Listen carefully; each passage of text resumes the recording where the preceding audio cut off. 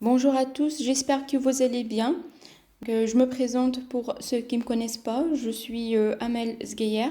Cette année, on va apprendre ensemble à programmer en langage C sous Unix. Alors, je vais commencer par une petite introduction qui concerne notre matière programmation système. Alors l'objectif, c'est d'introduire la programmation dite concurrente ou parallèle. Alors ici, on parle de parallélisme. Alors pour comprendre qu'est-ce que c'est le parallélisme, je vais vous expliquer d'abord le pseudo-parallélisme. Alors de point de vue matériel, le processeur, c'est le CPU de l'ordinateur, c'est le cerveau de l'ordi qui permet de faire les calculs et exécuter les tâches en se basant bien sûr sur les informations récupérées de la mémoire. Alors, ce processeur, du point de vue matériel, il passe d'un programme à un autre en quelques millisecondes, ce qui donne à l'utilisateur l'impression de la simultanéité. Donc là, on parle du pseudo-parallélisme. Or, le parallélisme est le base des ordinateurs modernes. C'est le fait qu'un ordi puisse exécuter plusieurs programmes en même temps. Donc, on parle ici des systèmes multiprocesseurs ou multicœurs.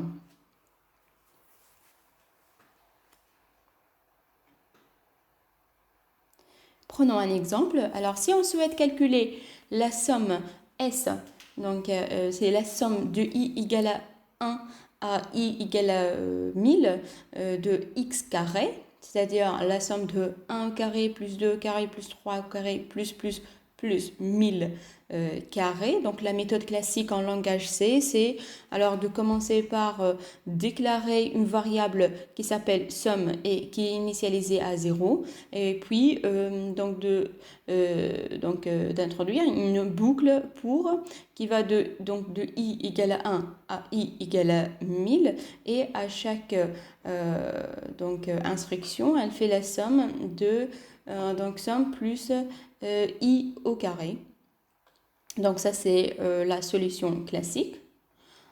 Or, si l'ordinateur est biprocesseur ou bicœur, il faudrait répartir le calcul sur les deux processeurs ou les deux cœurs. Alors là, on parle de la gestion parallèle de deux processus.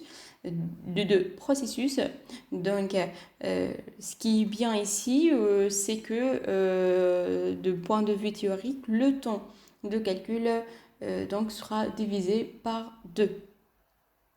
Mais ici, il faut savoir qu'il faut synchroniser donc, pour obtenir le résultat final. Alors ici, on a parlé de processus. Donc, je vous explique qu'est-ce que c'est un processus. Alors, comme vous le savez, un programme, c'est une suite d'instructions. C'est un ensemble d'instructions. Or, un processus, alors c'est un programme, mais qui est en cours d'exécution, donc, auquel est associé bien sûr un environnement processeur et un environnement mémoire. Donc la différence entre un programme et un processus, c'est que un programme est statique, or le processus est dynamique. Alors, la question ici, c'est comment peut-on résoudre le problème de synchronisation? Alors, est-ce qu'il suffit en fait d'utiliser une boucle tant que? Eh bien, la réponse est non, parce que l'algorithmique classique est insuffisant. Alors, la solution, c'est d'appeler le système d'exploitation à la rescousse. Le système d'exploitation, donc OS, pour Operating System. Alors, je vous rappelle que le système d'exploitation, lui, donc son rôle, c'est de gérer le lien entre le monde applicatif, c'est-à-dire les logiciels, et le monde matériel, c'est par exemple les processeurs. Alors, dans le cadre de notre travail, on va utiliser le système d'exploitation Unix. Alors, pourquoi Unix? Donc, parce que on pourra quand même travailler sous Microsoft Windows, mais l'avantage de Unix, c'est en fait la gestion des processus.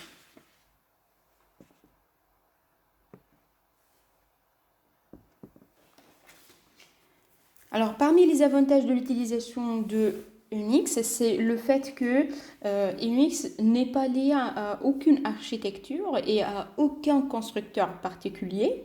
Il est open source, c'est-à-dire il est possible de modifier le code pour l'adaptation à l'ordi. Aussi pour Unix, il n'y a pas de GUI, c'est-à-dire interface utilisateur graphique. C'est-à-dire, on peut directement accéder à l'ordi. Après, parmi les inconvénients de Unix, c'est que le fait qu'il n'est pas très intuitif. De plus, en fait, il est basé sur les commandes, c'est-à-dire beaucoup de commandes à apprendre. D'ailleurs, la plupart des systèmes Unix n'ont pas de souris. Non, pas de souris, c'est-à-dire qu'on passe directement par Unix. Les processus jouent un rôle très important. Une des particularités de la gestion des processus sous Unix consiste à séparer l'exécution des activités. Alors, cette séparation permet de nouvelles libertés et cela donc permet d'avoir plusieurs processus pour un même programme.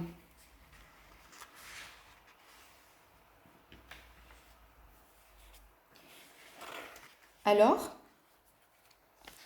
le langage de programmation qu'on va utiliser, c'est le langage C.